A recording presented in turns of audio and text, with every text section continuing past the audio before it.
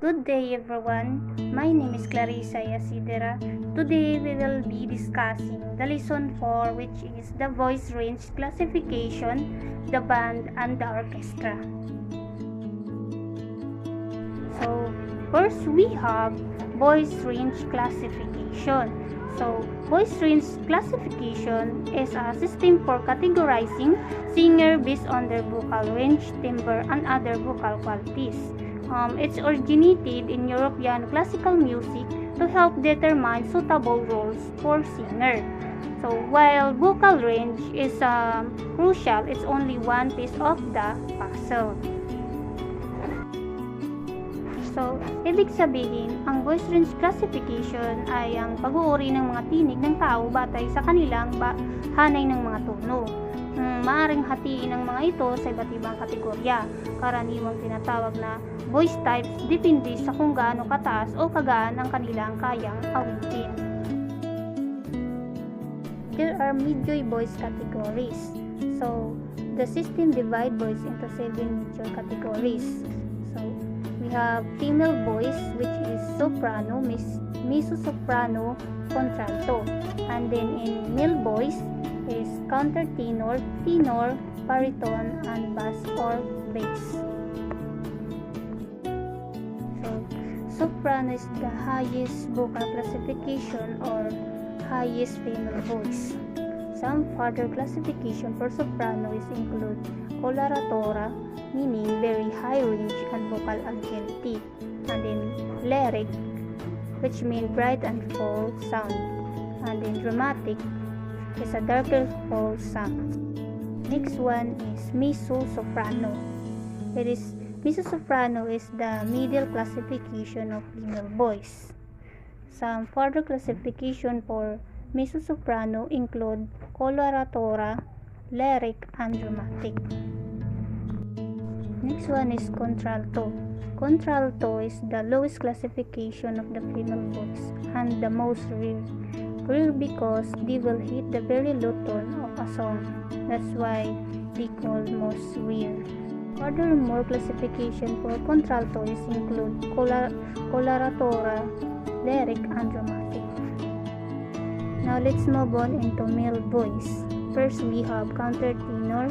Countertenor is the highest male classification or the highest male voice.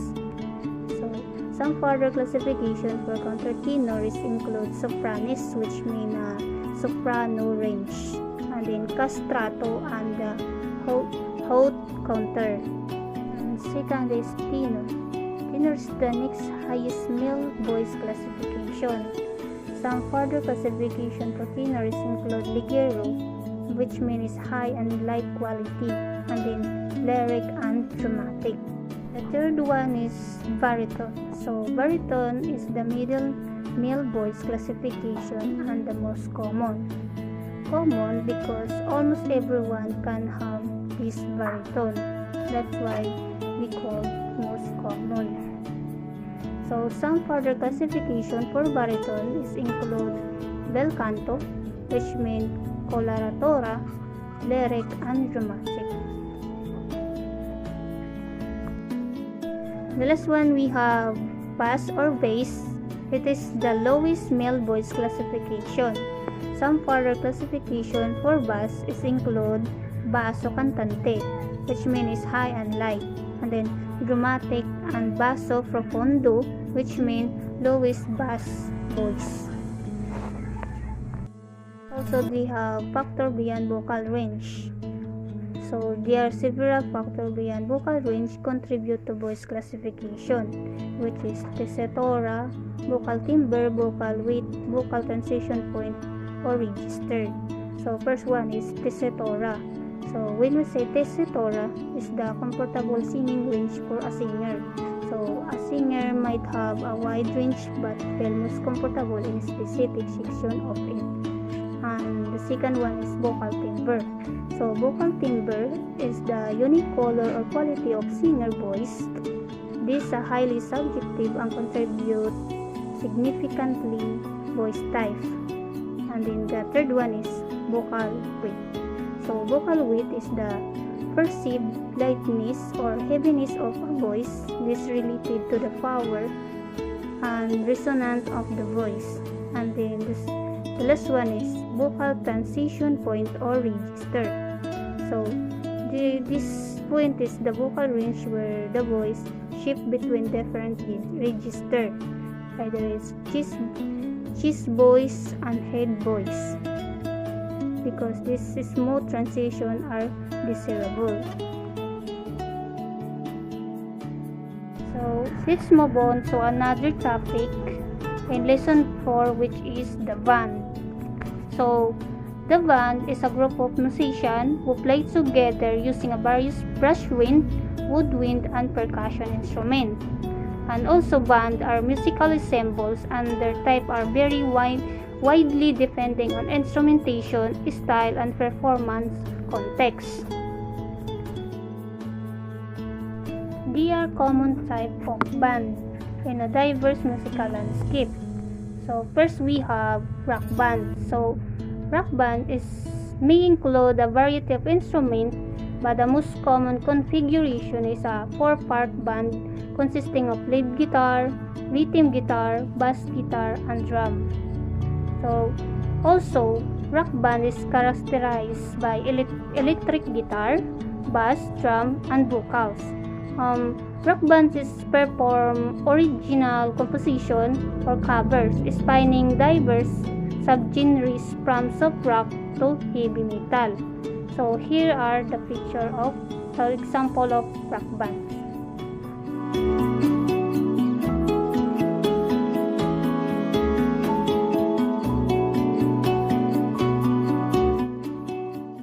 So next one we have big bands. So big bands are generally made of 4 trumpets, 4 trombones, 5 saxophones, and also they have 2 altos, 2 tenor, and a baritone. And the rhythm section that usually consists of a double brass or electric brass, piano, and sometimes a guitar. As you can see, nabanggit yan ang altos, tenor, at baritone, which is the major voice categories in voice range classification. Which is nang ibig sabihin ng altos ay ito yung pinakamababang boses pinakamababang tinig ng isang babae, or the lower voice of female. And then when we say tenor naman, ito yung pinaka-highest male voice. And then the baritone is the middle male voice. Okay. So here are some example of big bands.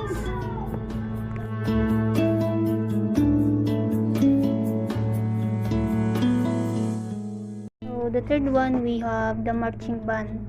So the marching band is comprised for main section, which is woodwind, brass, percussion, and color guard.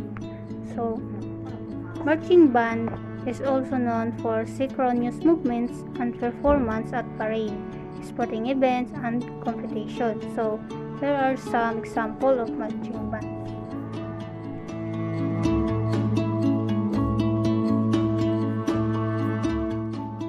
Next one we have jazz band. So this band emphasizes improvisation, complex harmonies, and syncopated rhythm. So instrumentation varies but often includes saxophone, trumpet, trombone, piano, and bass, and drums. So here are some examples of jazz bands.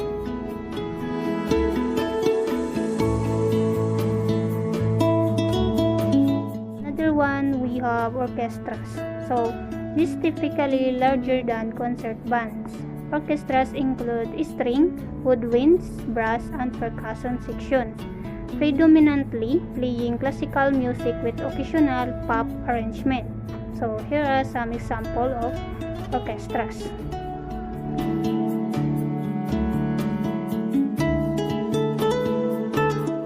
Next we have pop bands.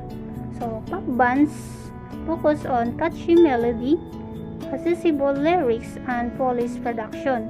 They can range in size and instrumentation, often blending traditional and electronic instruments. So here are some examples of pop bands.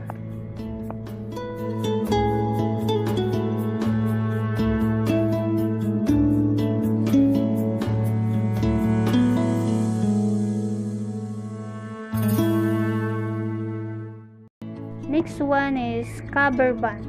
So cover band, this band is specialized in performing songs originally recorded by other artists. So it's providing similar tones for a wide audience. And here's some example of cover bands.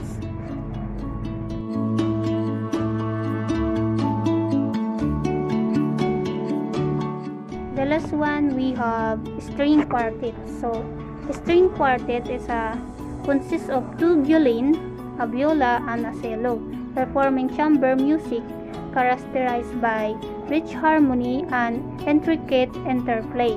So here are some examples of string quartets.